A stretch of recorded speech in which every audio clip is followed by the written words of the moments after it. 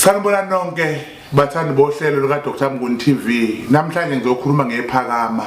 Abantu abaningi ke bahlale bekhala ukuthi nawo baba Mnguni yini indaba singangeni ukusinikeza ulwazi ngesigubhu. Ngithi mina hayi bantu abami angijahile egojini. Ngumuntu mina osebenza ngesikhathi nanokuthi izinto lezi zokuchaza ngazalwa nakho ukuchazela abantu izinto nesineke futhi kulapheni into engazalwa nayo. Ngalo ndlela leyo namhlanje ngithandile ukuthi ngitshela abalandeli bami ukuthi iphakama umuthi owenza umuntu ukuthi aphakame, hayi ukuphakama kokuthi ube mude noma kahle phansi usukume, kodwa iphakama lenza ukuthi umuntu abe nemali, impilo kade iphila ingafani nempilo azoyiphila manje esenephakama. Ngamanye amazwi iphakama linyusa wena ekubeni ekubeni umuntu othize kuphela ukuphila impilo ongayithandi. Iphakama ke umuthi ke lo ongena osweleni, uswela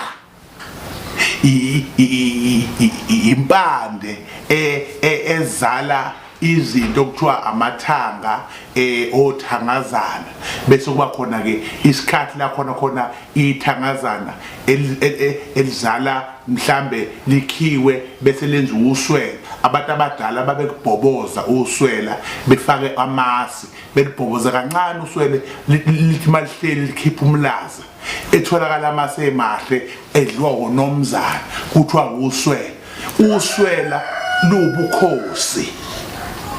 Uma kuthiwa uyinkosi uyewumiselele ngoswela ngoba igumbi eligcina kahle ingcebo nelihlala kahle impande eziphile, bese bethi abantu zigubhu okuyigubhu ke vele egcwele umhlaba wonke. Nala kuma social media siyazibona igubhu, kodwa umehluko indlela yokusebenza kwazo engikholwa ukuthi ayifani, nendlela yokugaya kwazo ayifani ukuthi kugaywa kanjani. Ngoba singaba khona isigubhu nasi, singaba khona isigubhu sibe nje, kodwa uthola into edliwe lesi sigubhu ngaphakathi akusiyona engenza ukuthi ucebe, akusiyona ongenza ukuthi ube nemali.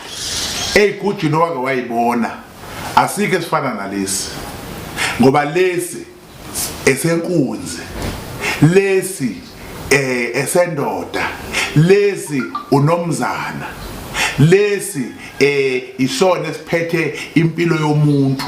Njengoba usibona lesi sigubhu lesi simiselwe, sinezikhali, sinayo yonke into azoyicabanga, sinamadlozi.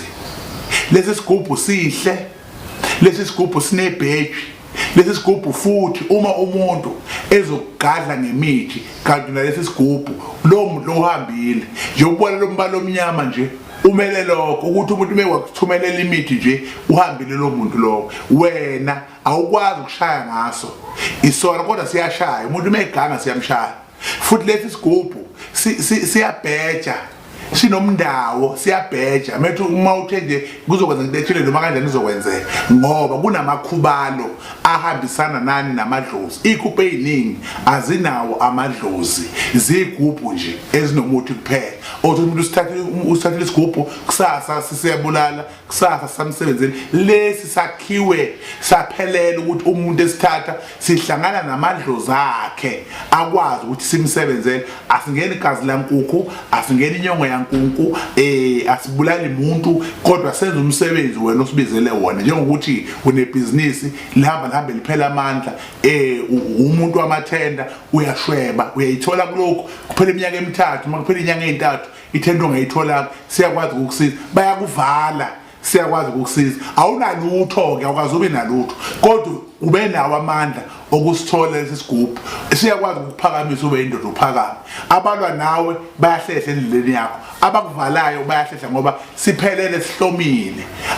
Akekho umuntu ongadlala ngawo unalesi sigubhu. Uyindoda.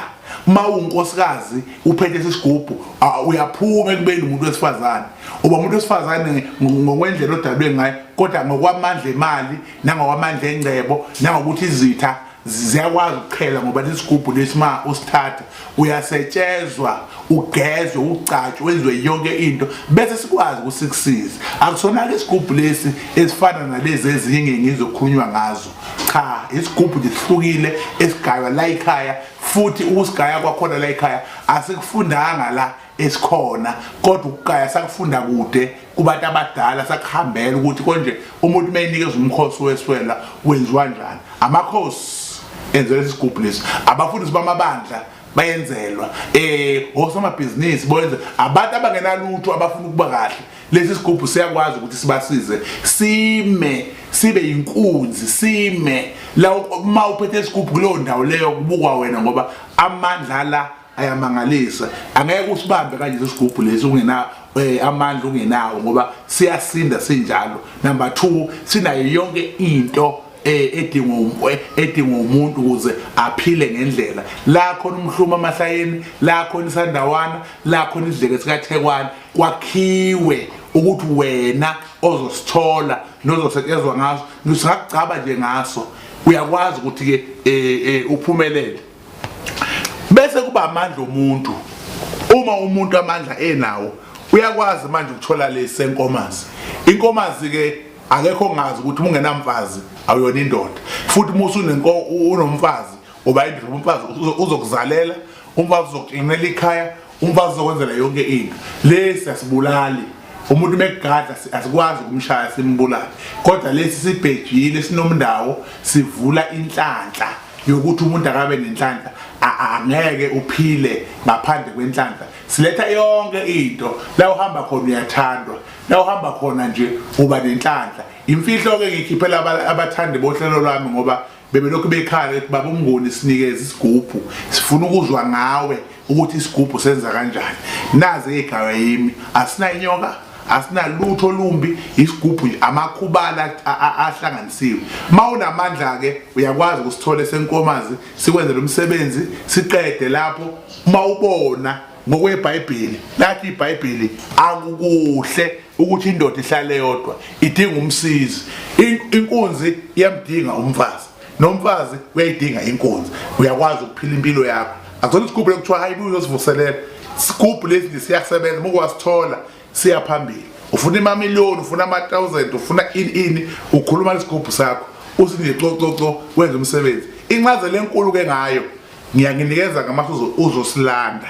Njengamanje bengisatshela abantu bami ukuthi cha isigubhu ngiyasigaya ngiyasenza, kodwa angenzi lesi sinobungozi, futhi angenzi lezi ezidumile lezi zosomanga labagcwelela abathi baphethe igubhu ezingenamsebenzi ezingenzi lutho. Ngiphethe isigubhu mina esenza ukuthi mawangena sekhaya zishintshe izinto. Lesi masisafika ekhaya siyakhungwa lesi masifika ngene ekhaya siyakhungwa ngoba kusuke kufike ifa, siyajatshulela kuyakikizela ngoba kungene ifa phakathi kwekhaya. Inkosi yanithanda kakhulu, ningakhohlwa ukulalela lolu hlelo. Mawuqala ukulalela njengamanje ngicela usubscribe ngoba kuningi ngikuphethe. Inkosi inibusise, amen.